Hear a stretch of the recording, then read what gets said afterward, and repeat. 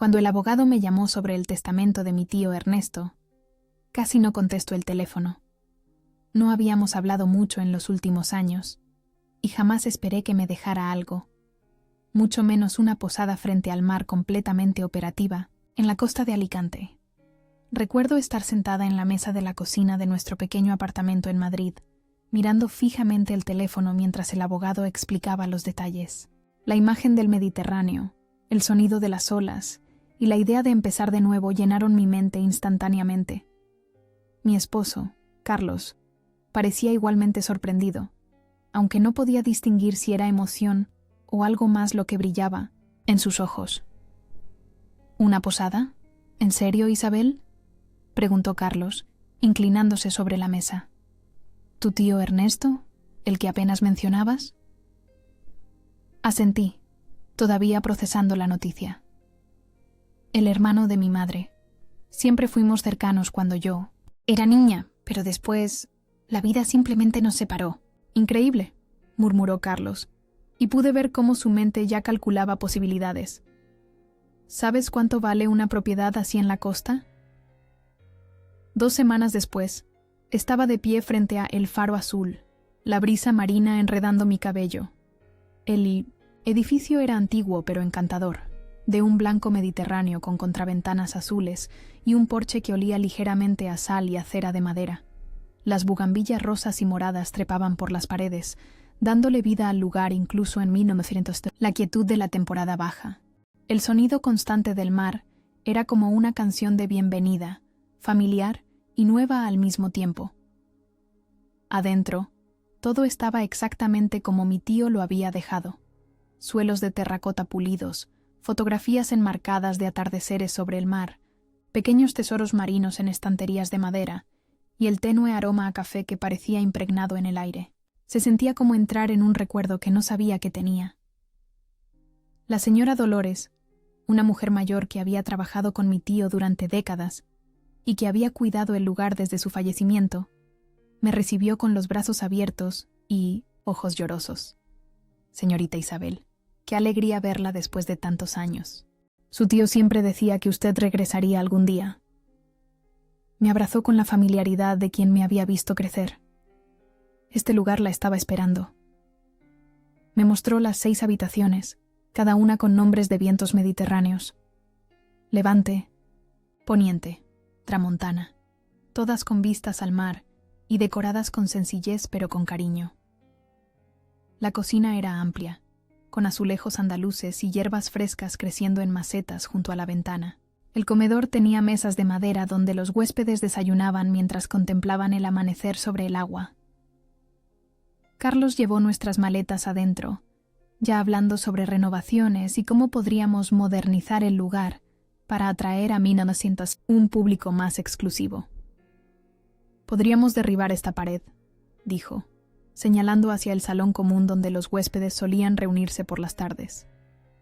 Ampliar el bar, poner televisiones de pantalla plana en todas las habitaciones. Con la ubicación que tiene, podríamos duplicar los precios fácilmente. Sonreí, dejando que su voz se desvaneciera en el fondo, mientras pasaba mis dedos por el mostrador de madera desgastada, donde mi tío había recibido a generaciones de viajeros.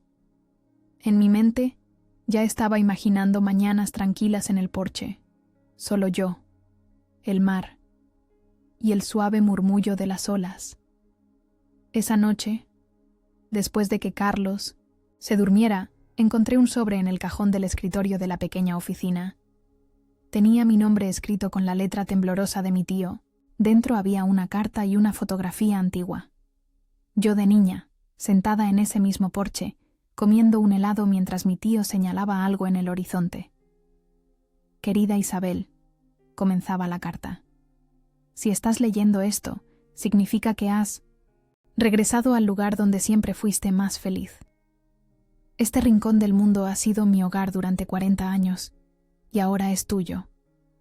No lo veas como una carga, sino como una oportunidad.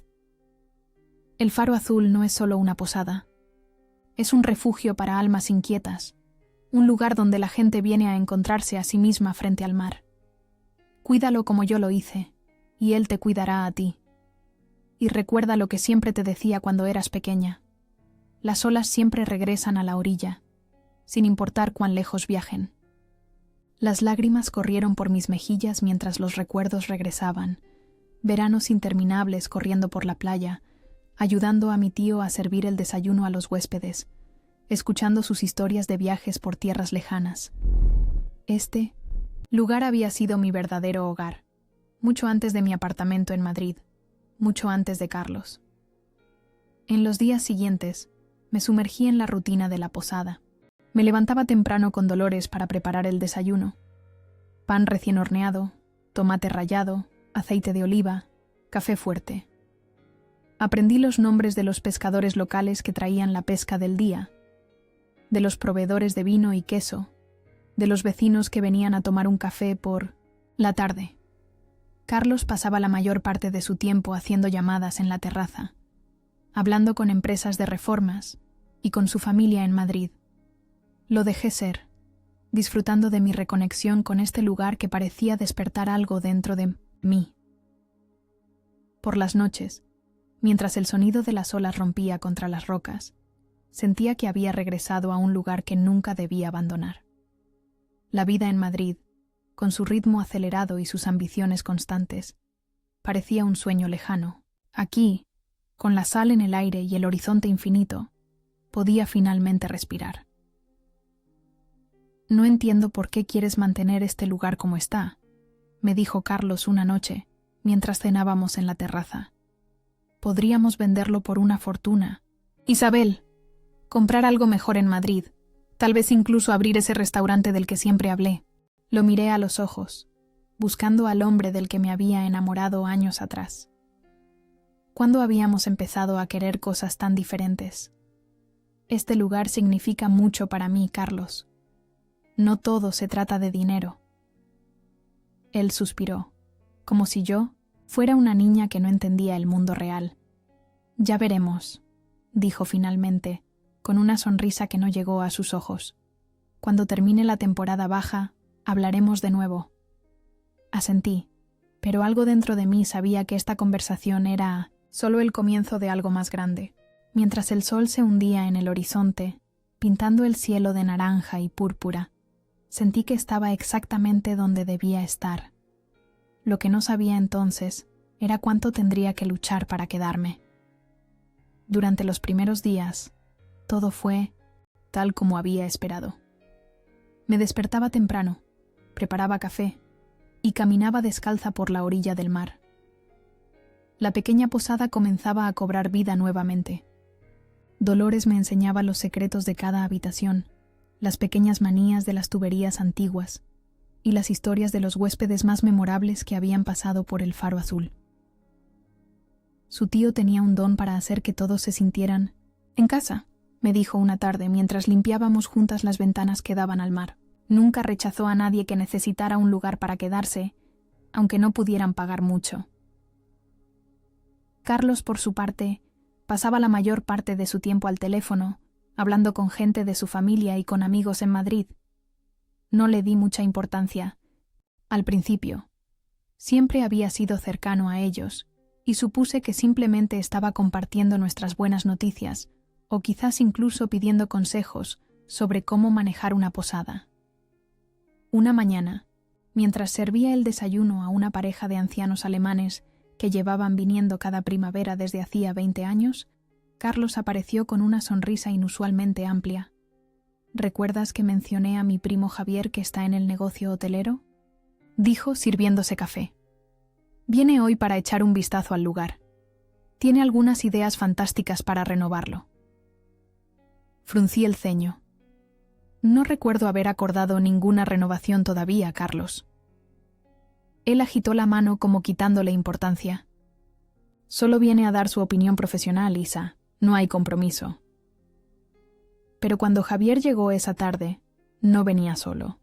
Traía consigo a un fotógrafo y a un hombre con traje que se presentó como asesor inmobiliario.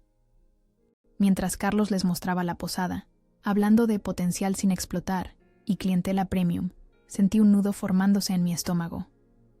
«Carlos», lo llamé aparte después de que terminaran su recorrido.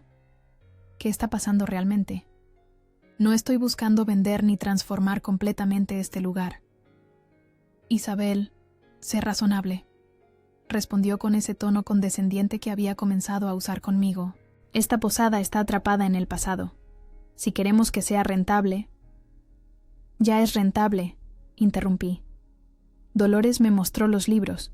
Mi tío vivía modestamente, pero la posada siempre dio beneficios. Carlos suspiró. Beneficios mínimos. Isabel, podríamos ganar 10 veces más con las renovaciones adecuadas. La discusión quedó interrumpida cuando Javier nos llamó para mostrarnos unos bocetos preliminares en su tablet. El faro azul que aparecía en esas imágenes era irreconocible. Cristal y acero donde ahora había madera y piedra. Un bar minimalista donde estaba la acogedora sala común. Habitaciones estériles y modernas sin ningún rastro de la personalidad, que mi tío había imprimido en cada rincón. Es solo una idea inicial, dijo Javier, sonriendo ante mi evidente horror. Por supuesto, tendríamos que cambiar el nombre también. El faro azul suena demasiado provincial. Estaba pensando en algo como Azure Horizon Resort. Esa noche, apenas dormí. Carlos estaba entusiasmado, haciendo planes por teléfono hasta tarde. Yo me senté en el porche, escuchando el mar y preguntándome cómo explicarle que este lugar no era solo una propiedad para mí, sino una conexión con mi pasado, con mi familia, con quien yo era realmente. Pero el cuarto día, todo cambió definitivamente. Volví de mi paseo matutino para encontrar una furgoneta grande aparcada en la entrada. Carlos estaba afuera con una sonrisa, saludando mientras su madre, su padre, sus 2 hermanas y su hermano menor bajaban del vehículo. Detrás de ellos venían cajas, maletas e incluso un pequeño televisor. Mi corazón se hundió, pero forcé una sonrisa educada. ¡Sorpresa!, exclamó Carlos, rodeándome con un brazo. Mi familia ha venido a ayudarnos con la transición. Mamá tiene un ojo excelente para la decoración y papá conoce a todos los contratistas de la costa. Elena, mi suegra, me dio 2 besos fríos en las mejillas antes de pasar directamente al interior, seguida por el resto de la familia. Los escuché exclamar sobre el potencial y lo anticuado que estaba todo, mientras yo permanecía congelada en la entrada. No me dijiste que vendrían, susurré a Carlos cuando los demás estaban dentro. Fue una decisión de último momento, respondió, apretando mi hombro. Se quedarán solo un tiempo, hasta que organicemos todo. Es una gran oportunidad, Isabel.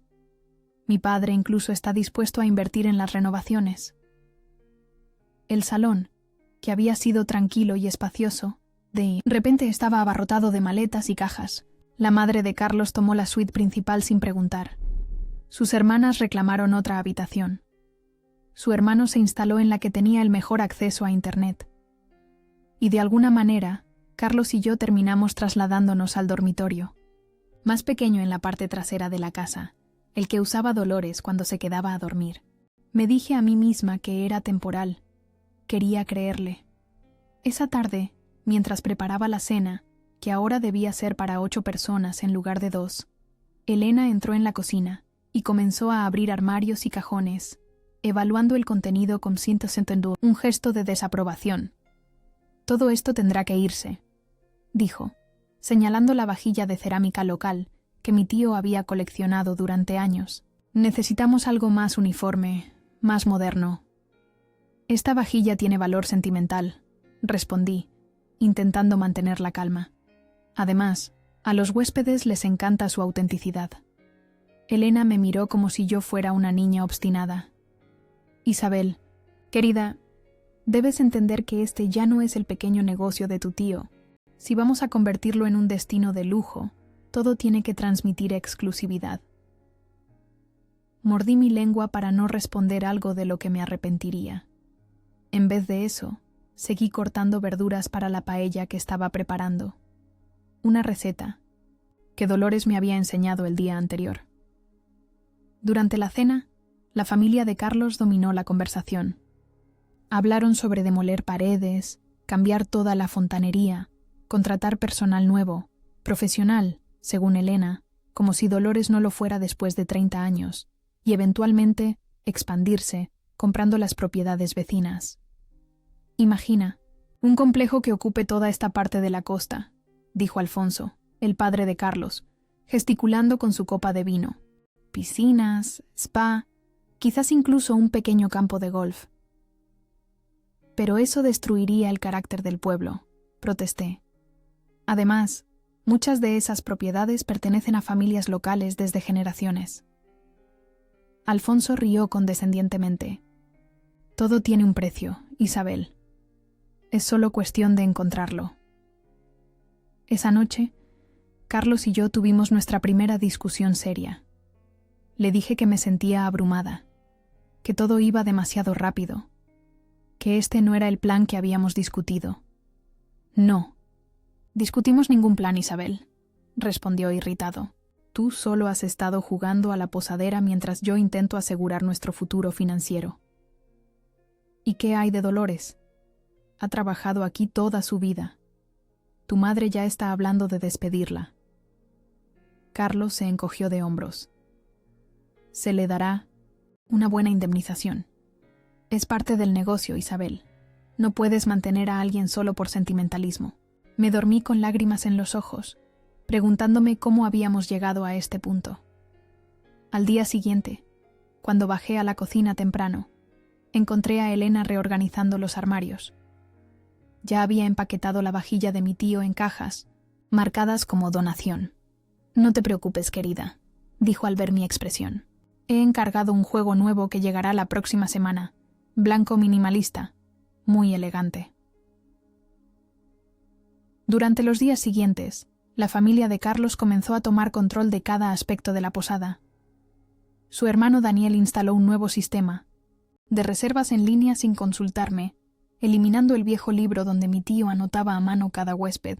Sus hermanas, Lucía y Marta, redecoraron el salón, retirando las fotografías familiares y los recuerdos marinos, reemplazándolos con arte genérico y plantas artificiales. Los pocos huéspedes que teníamos parecían confundidos por los cambios, repentinos y el ambiente tenso. Una pareja que llevaba viniendo 5 años me preguntó discretamente si habíamos vendido el lugar. Cuando les expliqué la situación, me miraron con simpatía. Era el ambiente familiar lo que nos hacía volver. Cada año, dijo la mujer, apretando mi mano. Esperamos que no se pierda, completamente. Me sentía cada vez más como una extraña en mi propia herencia.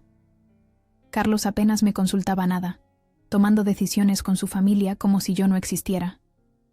Dolores venía cada vez menos, incómoda con la forma en que la trataba, Elena, y yo me encontraba escapando cada mañana a la playa, buscando consuelo en el sonido constante del mar.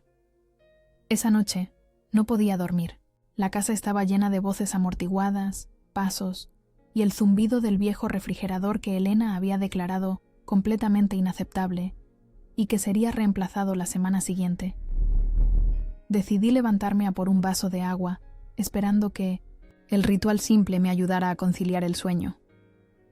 El pasillo estaba en penumbra, iluminado solo por la luz de la luna que se filtraba por las ventanas. Al pasar frente a la cocina, escuché la voz de Carlos. Baja, casi un susurro. Me detuve junto a la puerta, mis dedos aferrándose al marco de madera. Estaba hablando con su madre, ambos sentados a la mesa de la cocina, con tazas de té frente a ellos y papeles esparcidos sobre la superficie. Mañana ella no estará aquí, dijo Carlos. Su tono era tranquilo, casi casual. Déjamelo a mí. Mi estómago se encogió. Elena no respondió de inmediato, pero escuché el raspar de una silla y una suave risa. Ya era hora, respondió finalmente. Esa mujer es un obstáculo para todo, lo que intentamos hacer. Siempre con sus... Así lo hacía don Ernesto y sus miradas de reproche. Con un sobresalto, comprendí que estaban hablando de Dolores, no de mí. Sentí un alivio momentáneo seguido inmediatamente por indignación. ¿Cómo se atrevían a decidir el destino de alguien que había dedicado su vida a este lugar? Isabel se molestará, continuó Carlos. Parece haberse encariñado con la vieja. Isabel necesita entender que esto es un negocio, no una obra de caridad, respondió Elena con firmeza. Si quiere jugar a la posadera sentimental, que lo haga, pero las decisiones importantes las tomaremos nosotros. Me quedé helada. ¿Las decisiones importantes? ¿Nosotros? Como si yo fuera una especie de mascota a la que se le permite jugar mientras los adultos manejan las cosas serias. Hablando de decisiones importantes, continuó Elena, bajando aún más la voz. Alfonso ha estado en contacto con ese promotor de Barcelona. Está muy interesado en toda la propiedad. ¿El que quiere construir el complejo de apartamentos?, preguntó Carlos. Exacto. Ofrece una cantidad que haría que tu padre se retire mañana mismo y que ustedes dos puedan vivir cómodamente. Por años. Hubo un silencio. Y entonces Carlos dijo algo que me heló la sangre. El problema es que legalmente todo está a nombre de Isabel. Mi abogado dice que necesitaríamos su firma para cualquier venta. Estoy segura de que puedes convencerla, respondió Elena con un tono que insinuaba mucho más de lo que decía. Siempre has sabido cómo manejarla. Carlos rió suavemente. Isabel puede ser terca cuando se trata de sentimentalismos, pero al final siempre hace lo que es mejor para nosotros. ¿Y si no lo hace esta vez? La voz de Elena tenía un filo que nunca había notado antes. Hubo una pausa antes de que Carlos respondiera, y cuando lo hizo, su voz sonaba diferente, más dura. Entonces tendríamos que explorar otras opciones. Alfonso conoce a gente que puede hacer que ciertos documentos aparezcan, si entiendes lo que quiero decir. Mi corazón latía tan fuerte que temía que pudieran oírlo. Retrocedí silenciosamente, apoyándome contra la pared del pasillo para mantener el equilibrio. ¿Estaba mi marido realmente considerando falsificar documentos para robarme mi herencia? ¿Y su familia estaba dispuesta a ayudarlo? Regresé a nuestra habitación, cerrando la puerta sin hacer ruido. Me senté en el borde de la cama, tratando de procesar lo que acababa de escuchar. Siempre había sabido que Carlos era ambicioso, pero nunca imaginé que sería capaz de traicionarme de esta manera. Pasé el resto de la noche despierta, mirando al techo. Mi mente daba vueltas con posibilidades. ¿Estaba exagerando? ¿Había malinterpretado la conversación? Repasé sus palabras una y otra vez, buscando algún significado que no doliera tanto. Pero para cuando la primera luz del amanecer se filtró, a través de las cortinas, sabía que no podía ignorarlo. Me levanté antes que los demás, como había hecho cada mañana desde nuestra llegada. La casa estaba en silencio, ese tipo de quietud que solo existe en las primeras horas del día. Preparé café y salí al porche con mi taza, observando cómo el sol comenzaba a asomarse sobre el horizonte, tiñendo el cielo de rosa y naranja. El mar estaba tranquilo esta mañana, apenas unas pequeñas olas lamiendo la orilla. Me recordó lo que mi tío siempre decía. El mar tiene muchos estados de ánimo, Isabel. A veces rugiente y furioso, a veces tranquilo como un estanque. Pero siempre, siempre honesto en lo que es. Honestidad. Algo que aparentemente faltaba en mi matrimonio más de lo que había imaginado. Escuché pasos detrás de mí y me giré para ver a Dolores acercándose por el camino desde el pueblo. Su rostro arrugado se iluminó con una sonrisa al verme, pero noté que parecía cansada, preocupada. «Buenos días, doña Isabel», saludó, subiendo los escalones del porche. «He venido temprano para preparar el desayuno antes de que esa mujer tome posesión de mi cocina otra vez». Sonreí, sintiendo una oleada de afecto por esta mujer que representaba la última conexión con mi tío y con el espíritu original de Nonti, el faro azul. «Dolores», dije, tomando su mano, «necesito hablar contigo de algo importante». Le conté lo que había escuchado la noche anterior, sobre los planes de despedirla. Sus ojos se nublaron, pero asintió como si ya lo hubiera estado esperando. «Lo sé, hija. Esa familia no me quiere aquí. Ayer la señora Elena me dijo que mis métodos eran anticuados y que pronto traerían a un chef profesional de Madrid. Sentí que la ira crecía dentro de mí. No pueden despedirte. Esta posada me pertenece legalmente y yo quiero que te quedes. Dolores me miró con ojos que habían visto demasiado en su vida como para sorprenderse por la maldad humana. Su marido y su familia son personas poderosas, doña Isabel. Y usted, perdone que se lo diga, pero siempre ha sido demasiado buena, demasiado confiada. Sus palabras me golpearon con la fuerza de la verdad.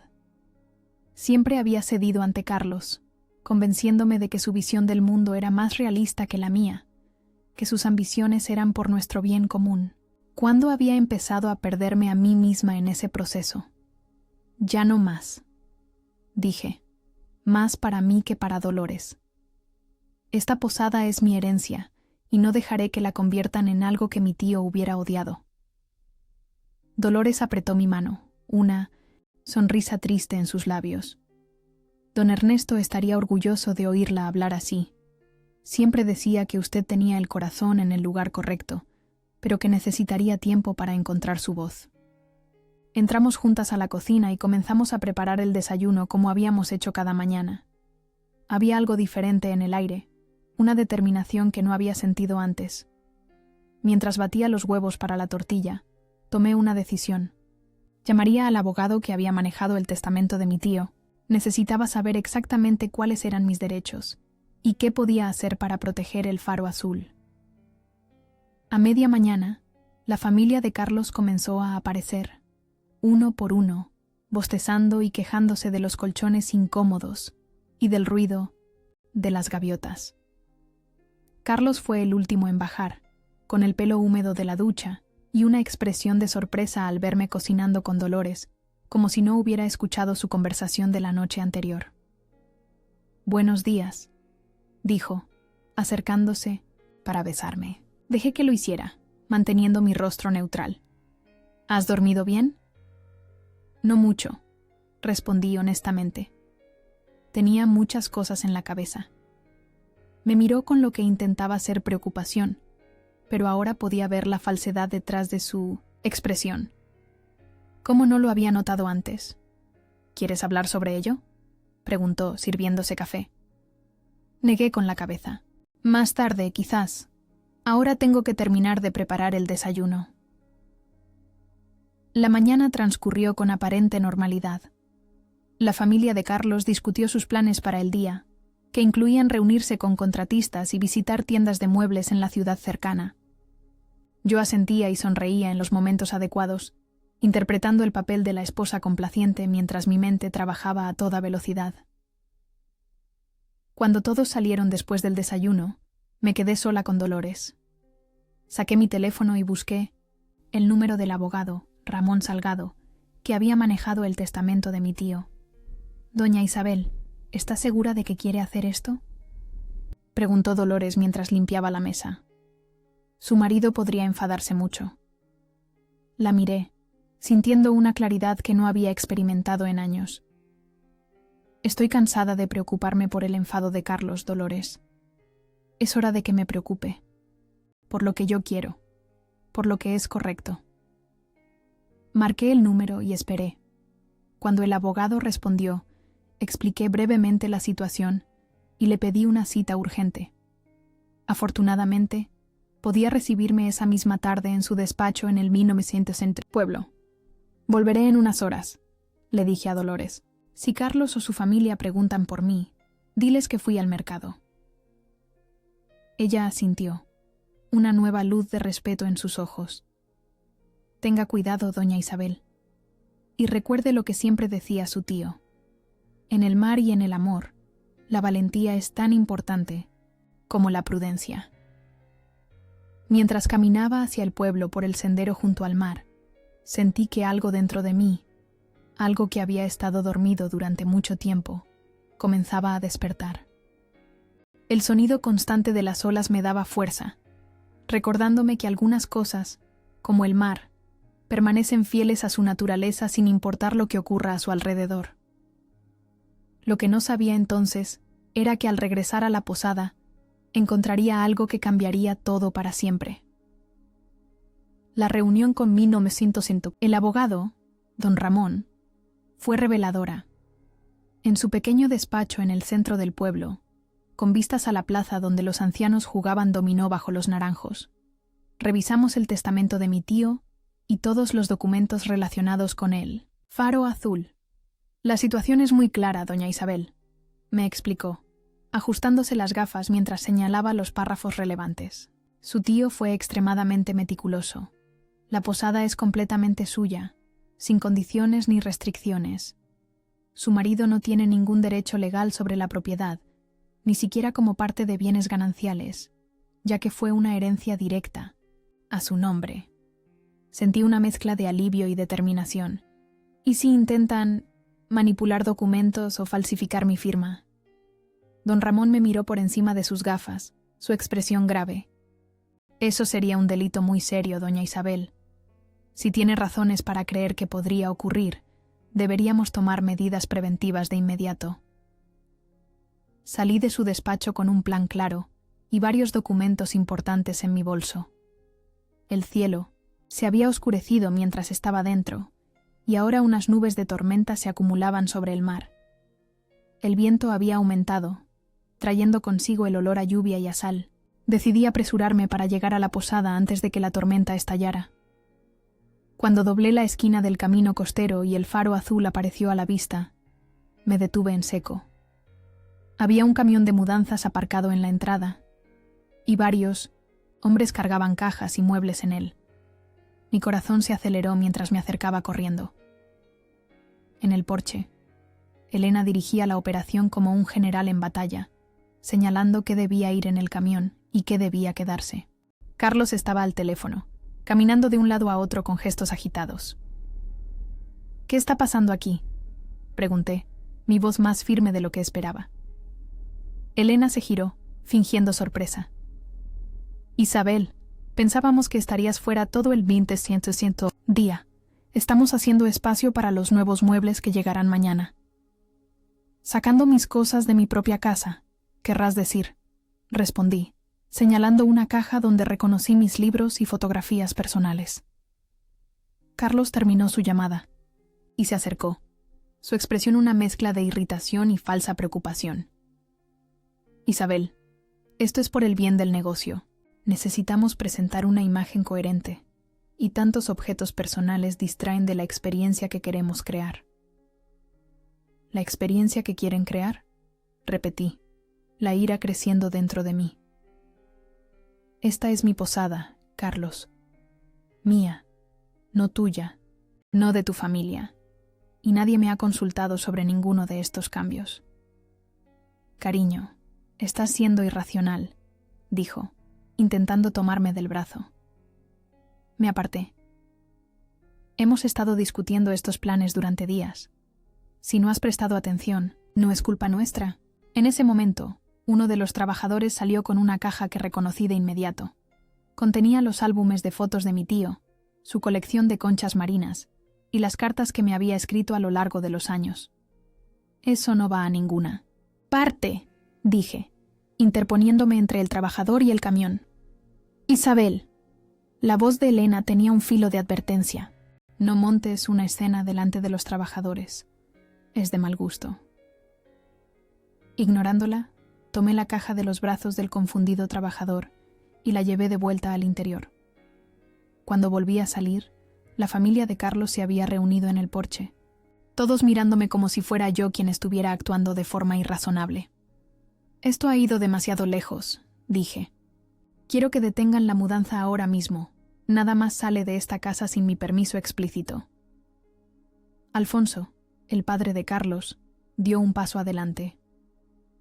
«Isabel, entiendo que estés emocionalmente apegada a este lugar, pero debes entender que estamos intentando ayudarte. Esta posada tiene un potencial enorme que solo se aprovechará con una inversión significativa y una visión clara». «Mi visión», respondí, «es mantener el Faro Azul como el refugio acogedor que siempre ha sido. Si ustedes no comparten esa visión, son libres de marcharse».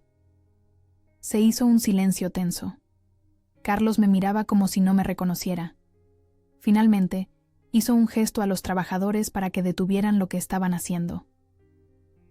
«Podemos discutir esto en privado», dijo, intentando sonar razonable. «No hay necesidad de crear un conflicto». «No hay nada que discutir», respondí. «He hablado con el abogado de mi tío esta tarde. La posada es legalmente mía y tengo todo el derecho a decidir su futuro». Vi cómo intercambiaban miradas, una comunicación silenciosa que no necesitaba traducción. Carlos me tomó del brazo, esta vez con más firmeza, y me llevó adentro, hacia la pequeña oficina que había sido de mi tío. «¿Qué crees que estás haciendo?», siseó una vez que cerró la puerta. «Mi familia ha invertido tiempo y dinero en este proyecto. No puedes simplemente cambiar de opinión cuando se te antoje». «No he cambiado de opinión, Carlos, porque nunca di mi consentimiento para ninguno de estos cambios. Y en cuanto a la inversión de tu familia, hasta ahora solo he visto a tu madre reorganizar mi cocina y a tus hermanas tirar recuerdos de mi familia. No me parece una gran contribución financiera». Su rostro se endureció. «Sabes perfectamente que hemos estado en contacto con proveedores, diseñadores y posibles inversores. Todo eso cuesta dinero». «Dinero que nunca pedí que gastaras», respondí. «Este es mi legado, Carlos. No está a la venta». Me miró durante un largo momento, y luego una sonrisa fría apareció en su rostro. «Ya veremos, Isabel. Ya veremos». Salió de la oficina, dejándome sola con una sensación de inquietud. Sus palabras sonaban como una amenaza, y conociendo a Carlos y a su familia, probablemente lo era. Esa noche, la cena fue un asunto tenso. La familia de Carlos habló en voces bajas, interrumpiéndose cuando yo entraba en la habitación. Dolores se había ido temprano, claramente incómoda con la atmósfera en la casa. Me sentía aislada en mi propia herencia, rodeada de personas que veían mi hogar solo como una oportunidad de negocio. Me acosté pronto, exhausta por las emociones del día. Carlos se quedó abajo, supuestamente revisando correos electrónicos, pero podía escuchar su voz y la de su familia en conversación intensa. Eventualmente, el cansancio me venció y caí en un sueño inquieto. La tormenta que había amenazado toda la tarde finalmente estalló en la madrugada. Me desperté sobresaltada por un trueno, la habitación iluminada por un relámpago que dibujó sombras fantasmales en las paredes. Carlos no estaba a mi lado en la cama. Miré el reloj.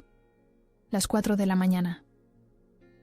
Preocupada, me levanté y salí al pasillo. La casa estaba en silencio excepto por el sonido de la lluvia golpeando contra las ventanas y el ocasional retumbar de un trueno lejano. Bajé las escaleras, buscando a Carlos, y vi luz bajo la puerta de la oficina. Me acerqué silenciosamente y escuché. Podía oír a Carlos y a su padre hablando en voces bajas pero intensas. «Es la única manera», decía Alfonso. «Si no firma voluntariamente, tendremos que tomar medidas más drásticas». «No estoy seguro de esto, papá». La voz de Carlos sonaba dubitativa.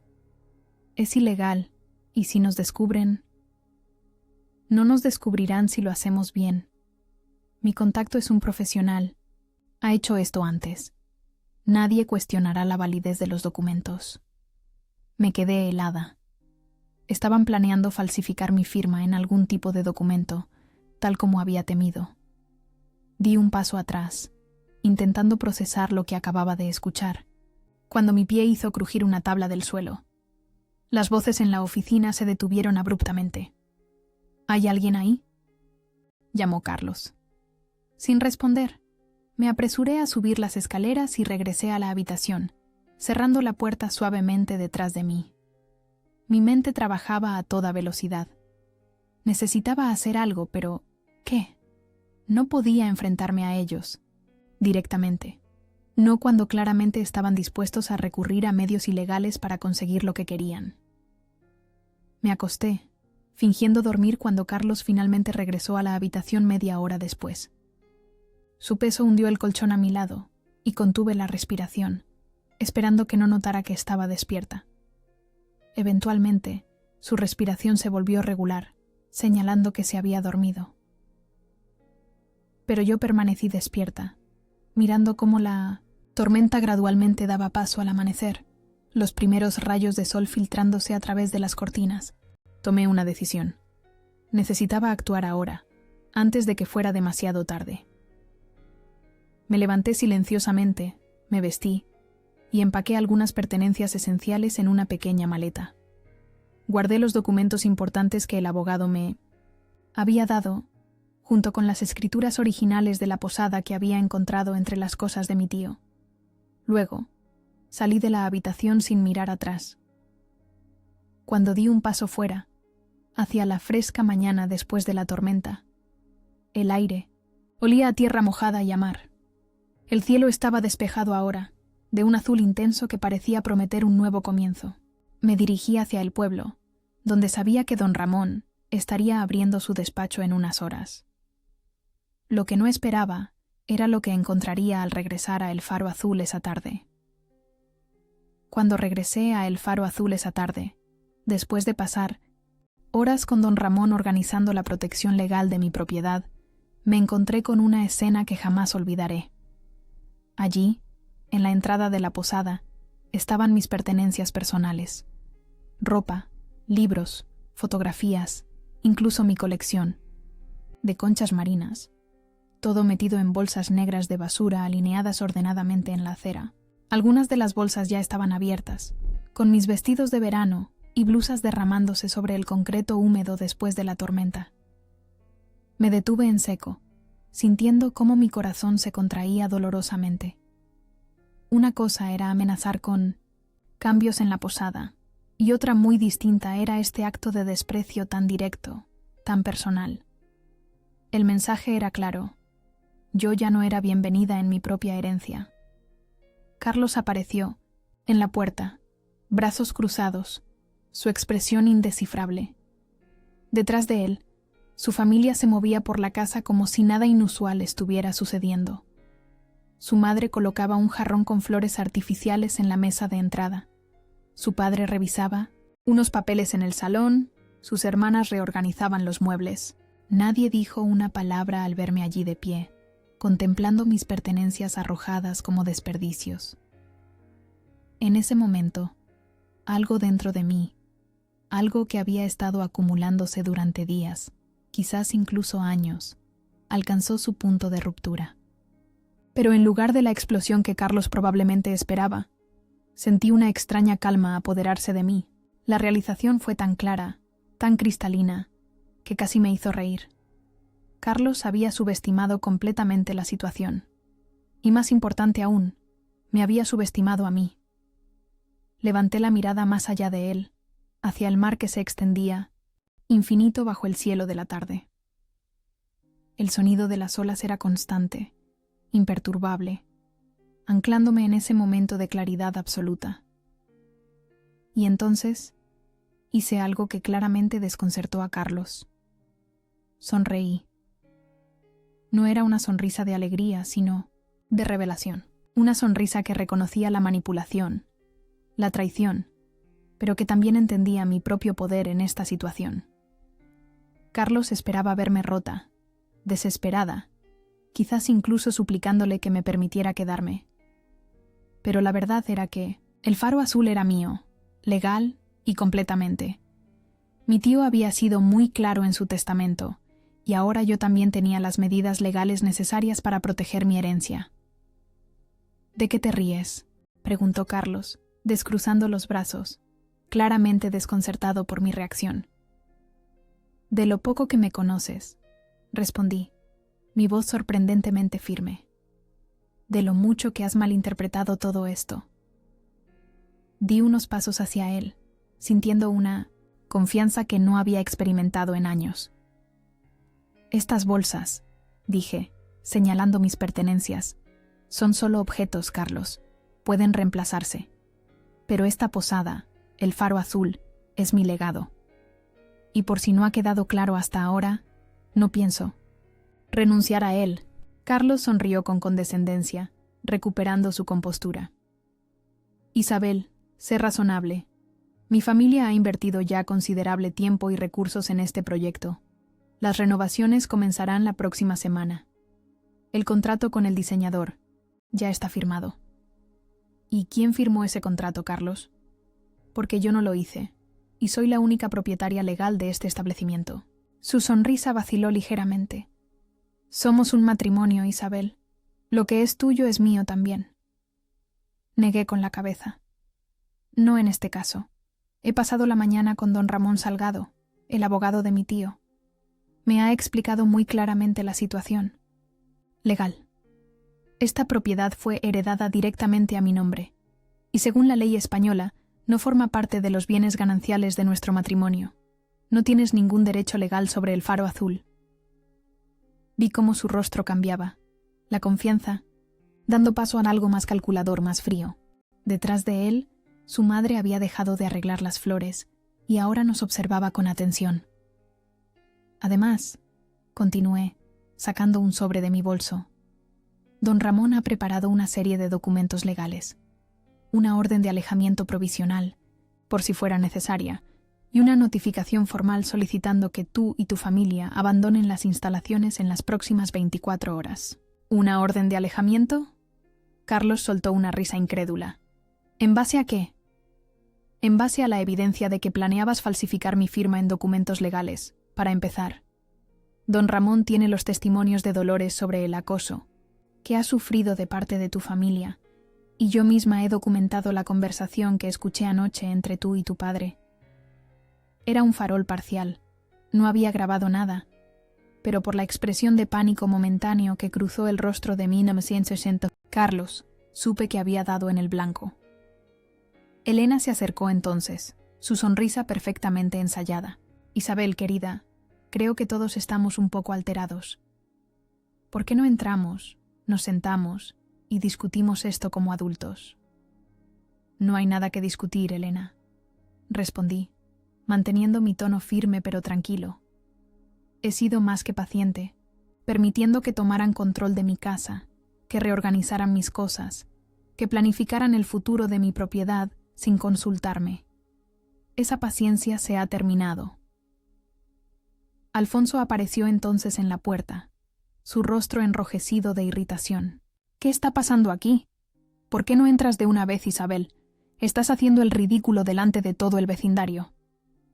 El único ridículo que veo, respondí, es el de una familia que creyó que podía apropiarse de algo que no les pertenece.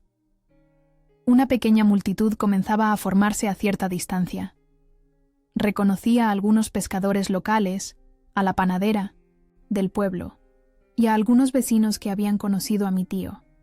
Este tipo de drama no era común en nuestro tranquilo rincón de la costa, y claramente había despertado la curiosidad local. Carlos, dije, bajando la voz para que solo él pudiera escucharme, tienes dos opciones. Puedes aceptar la situación con dignidad, recoger a tu familia y marcharte hoy mismo, o puedo presentar estos documentos oficialmente, y entonces se convertirá en un asunto legal, muy público y potencialmente vergonzoso para todos, especialmente para tu padre y su reputación en los negocios. Vi la lucha interna reflejada en su rostro. Carlos siempre había sido orgulloso, y la idea de una derrota pública era probablemente insoportable para él. Pero también era pragmático, y podía ver que estaba calculando sus opciones. ¿Y nuestro matrimonio?, preguntó finalmente, su voz más baja, casi vulnerable por un momento. La pregunta me tomó por sorpresa. No había pensado más allá de recuperar mi posada, de proteger mi herencia, pero en ese instante, mirando a Carlos, realmente mirándolo quizás por primera vez en años, me di cuenta de que no quedaba nada que salvar. El hombre que una vez amé había desaparecido hacía mucho tiempo, si es que alguna vez existió. Realmente. Creo que ambos sabemos la respuesta a eso, respondí suavemente. Un silencio se extendió entre nosotros, solo interrumpido por el sonido constante del mar y el ocasional grito de las gaviotas. Finalmente, Carlos asintió una vez, un gesto casi imperceptible de derrota. Necesitaremos tiempo para empacar, dijo, su voz recuperando su tono habitual, controlado y frío. «Tienen hasta mañana al mediodía», concedí. «Después de eso, cambiaré las cerraduras». Me miró durante un largo momento, como si intentara descifrar quién era esta mujer que de repente se enfrentaba a él sin miedo. Luego, sin otra palabra, se dio la vuelta y entró en la casa. Me quedé allí, en la entrada de El Faro Azul, sintiendo el sol de la tarde en mi rostro y la brisa marina en mi cabello. Una sensación de ligereza me invadió, como si un peso que había estado cargando durante años finalmente se hubiera levantado de mis hombros. Una voz familiar me sacó de mis pensamientos. «Doña Isabel». Era Dolores, que se acercaba por el camino desde el pueblo, con una bolsa de compras en la mano. Se detuvo al ver mis pertenencias esparcidas en la acera. «¿Qué ha pasado aquí?». Le sonreí. Una sonrisa genuina esta vez. Un cambio necesario, Dolores. Uno que debería haber hecho hace mucho tiempo. Juntas, comenzamos a recoger mis cosas, mientras le explicaba lo que había sucedido. Algunos vecinos se acercaron a ayudar, personas que habían conocido a mi tío durante décadas y que me recordaban de mis veranos de infancia. Sentí una oleada de gratitud por esta pequeña comunidad que, sin decir mucho, me estaba mostrando su apoyo. «Su tío estaría muy orgulloso», dijo Dolores, mientras llevábamos las bolsas de vuelta a la casa. «Siempre decía que usted tenía su mismo espíritu, aunque quizás aún no lo supiera».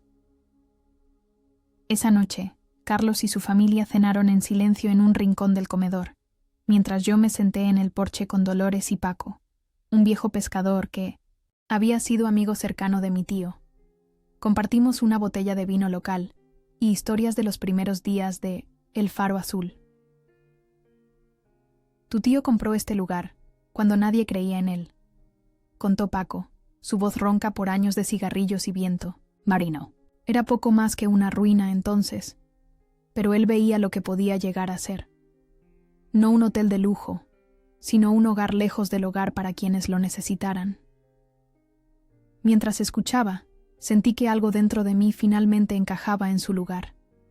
Toda mi vida adulta había buscado un propósito, algo que fuera verdaderamente mío, y ahora lo había encontrado, o quizás había regresado a mí, en forma de una posada frente al mar con contraventanas azules y el constante sonido de las olas como banda sonora. «Mañana será un nuevo comienzo», dije, levantando mi copa en 1960, un brindis silencioso hacia el mar oscuro que se extendía infinito frente a nosotros. No tenía idea entonces de cuán cierta resultaría esa afirmación. Para el final de la semana, la casa estaba nuevamente en silencio. Las bolsas, la furgoneta y la familia de Carlos se habían marchado. Carlos mismo se había ido sin despedirse, llevándose sus pertenencias, pero dejando atrás un extraño vacío que, sorprendentemente, no me dolía tanto como había imaginado. Caminé por cada habitación, sintiendo cómo el espacio volvía a respirar, como si la posada misma estuviera aliviada de haber recuperado su identidad. La partida no había sido del todo pacífica. Elena había insistido en llevarse algunos objetos decorativos que había comprado, lo cual era perfectamente razonable, pero también intentó llevarse vajilla antigua de la posada, argumentando que, de todos modos, iba a ser reemplazada. Tuve que mostrarle el inventario que Dolores y yo habíamos preparado cuidadosamente para evitar más pérdidas. Carlos había permanecido distante durante todo el proceso, coordinando la mudanza con eficiencia clínica, como si estuviera gestionando la liquidación de un negocio fallido en lugar de abandonando un matrimonio. Solo una vez, mientras supervisaba cómo sus hermanas empacaban los últimos objetos, nuestras miradas se cruzaron de forma significativa. «Nunca pensé que terminaríamos así», dijo, su voz neutra, imposible de leer. «Yo tampoco», respondí honestamente, «pero quizás nunca empezamos realmente, no como debíamos». Asintió, un gesto casi imperceptible, y volvió a su tarea. No hubo más conversaciones personales, ni reproches, ni reconciliaciones de último minuto. Cuando La furgoneta finalmente arrancó, llevándose a Carlos y a su familia de vuelta a Madrid. Sentí una mezcla de emociones imposibles de nombrar. Alivio, tristeza, nostalgia por lo que pudo haber sido, pero sobre todo, una creciente sensación de libertad. Abrí todas las ventanas para dejar entrar la brisa marina. El olor a sal y aire fresco reemplazó la atmósfera tensa que había reinado durante días. Reorganicé los muebles, devolviéndolos a su disposición original. Coloqué flores frescas recién cortadas del pequeño jardín en el mostrador y preparé café, solo, para mí. La posada se sentía mía de una manera que nunca antes había experimentado. Dolores regresó al día siguiente, su rostro iluminándose al ver los cambios que había comenzado a implementar. Doña Isabel, ha vuelto a aparecer el faro azul. ¡De siempre!, exclamó, recorriendo el salón con aprobación. Casi, respondí. Todavía hay mucho por hacer. Y era cierto, durante los días siguientes, me sumergí en el trabajo de restaurar no solo el espacio físico, sino también el espíritu de la posada.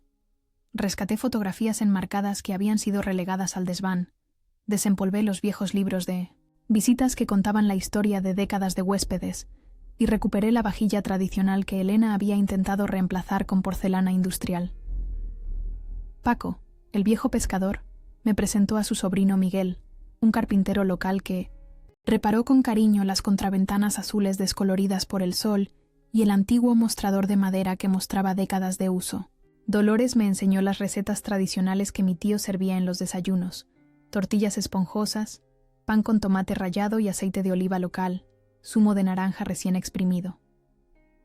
Una tarde, mientras organizaba la pequeña oficina, encontré una caja de metal bajo una tabla suelta del suelo.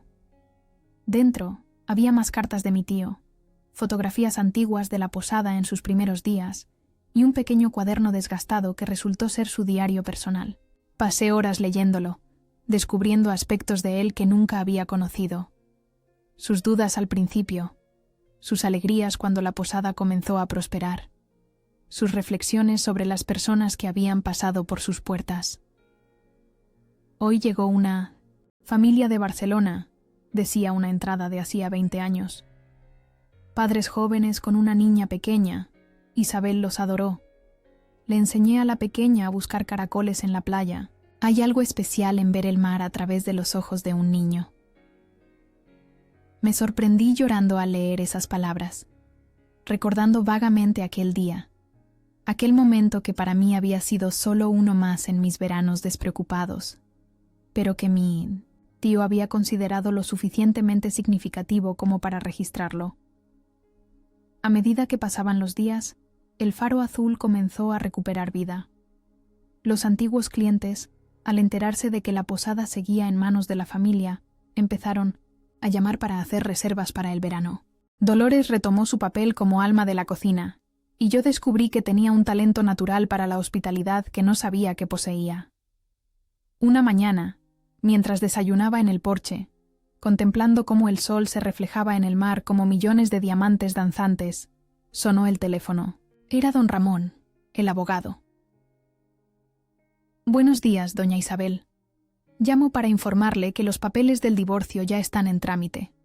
Su exmarido, ha accedido a un proceso amistoso, sin reclamaciones sobre la posada ni sobre ninguno de sus bienes personales. Gracias, don Ramón, respondí, sintiendo una extraña calma. Me alegra que podamos resolverlo de forma civilizada. También quería comentarle, continuó, que he recibido una llamada interesante. El ayuntamiento está preparando un programa para promover el turismo sostenible en la costa. Están buscando establecimientos tradicionales que representen el espíritu auténtico del Mediterráneo. Pensé inmediatamente en el faro azul. Después de colgar, permanecí sentada, contemplando esta nueva posibilidad. No se trataba de grandes renovaciones o de convertir la posada en un resort de lujo, sino de honrar y preservar lo que la hacía especial. Esa tarde, decidí hacer algo que había estado posponiendo. Caminé hasta el pequeño cementerio del pueblo, donde mi tío había sido enterrado 2 meses atrás. Su tumba era sencilla, con una lápida de piedra local y una vista parcial al mar. Me senté junto a ella, sintiendo el viento cálido acariciar mi rostro. «Tenías razón, tío», dije en voz alta, aunque no había nadie que pudiera escucharme excepto quizás las gaviotas que planeaban en lo alto. Sobre el mar, sobre este lugar, sobre mí. Gracias por creer que regresaría algún día, incluso cuando yo misma no lo sabía.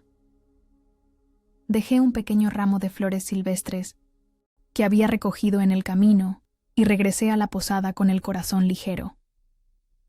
Al atardecer, me senté en el mismo porche donde había pasado tantas tardes de mi infancia, observando cómo el sol se hundía lentamente en el horizonte, tiñendo el cielo de tonos naranja, rosa y púrpura. El sonido constante de las olas rompiendo contra la orilla era como una melodía familiar, una canción de cuna que había olvidado pero que mi corazón recordaba.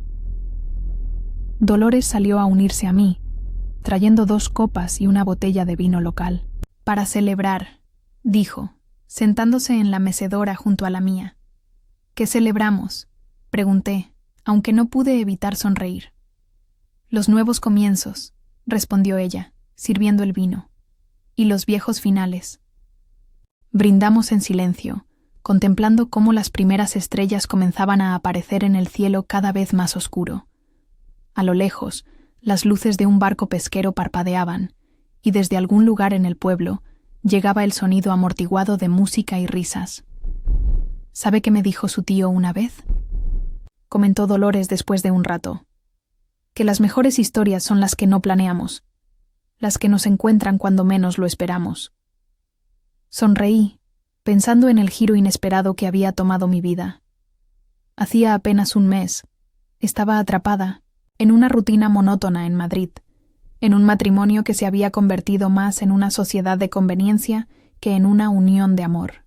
Ahora estaba aquí, en este rincón del Mediterráneo, redescubriendo una parte de mí misma que había olvidado, o quizás nunca había conocido realmente.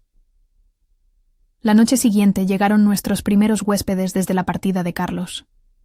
Una pareja mayor de Alemania que había estado viniendo a El Faro Azul durante más de 15 años.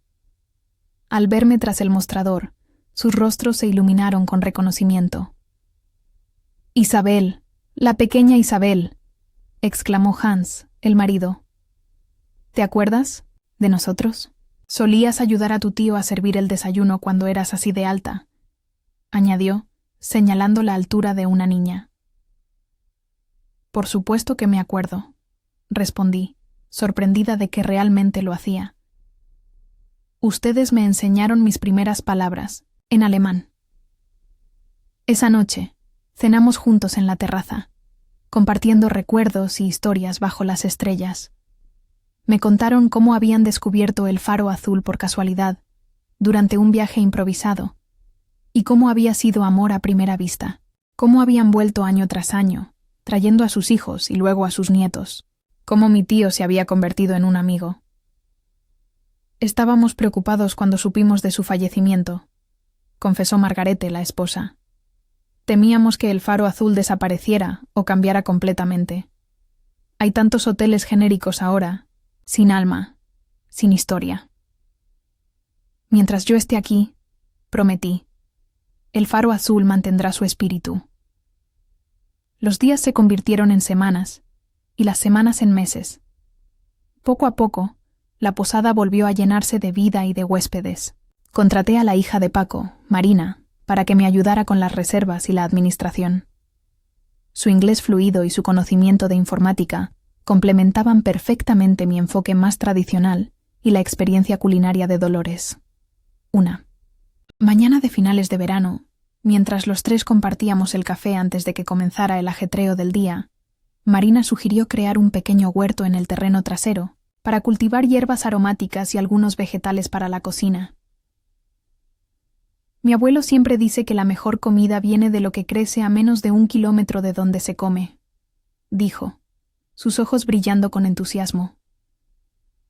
Pasamos la tarde cavando, plantando, planificando. Mis manos, que durante años habían conocido principalmente el tacto del teclado de un ordenador, ahora estaban manchadas de tierra y me encantaba la sensación. Esa noche, sentada en el porche con la satisfacción del trabajo físico en mis músculos, contemplé el mar infinito frente a mí y sentí una certeza profunda. Estaba exactamente donde debía estar. No sabía con precisión qué me depararía el futuro, pero por primera vez en mucho tiempo, estaba emocionada por descubrirlo. El Faro Azul no era solo una posada, o una herencia, o un negocio. Era un hogar. Mi hogar. Y como las olas que incansablemente regresaban a la orilla, yo también había encontrado mi camino de vuelta. Las olas siempre regresan a la orilla, había escrito mi tío en su diario, sin importar cuán lejos viajen. Y las personas, Isabel, no son tan diferentes. Algunos de nosotros simplemente tardamos más en encontrar nuestro camino a casa. Sonreí ante ese pensamiento, levantando mi taza de té en un brindis silencioso hacia el horizonte. El mar se extendía infinito bajo el cielo estrellado, constante y cambiante al mismo tiempo, exactamente como la vida que estaba comenzando a construir para mí misma.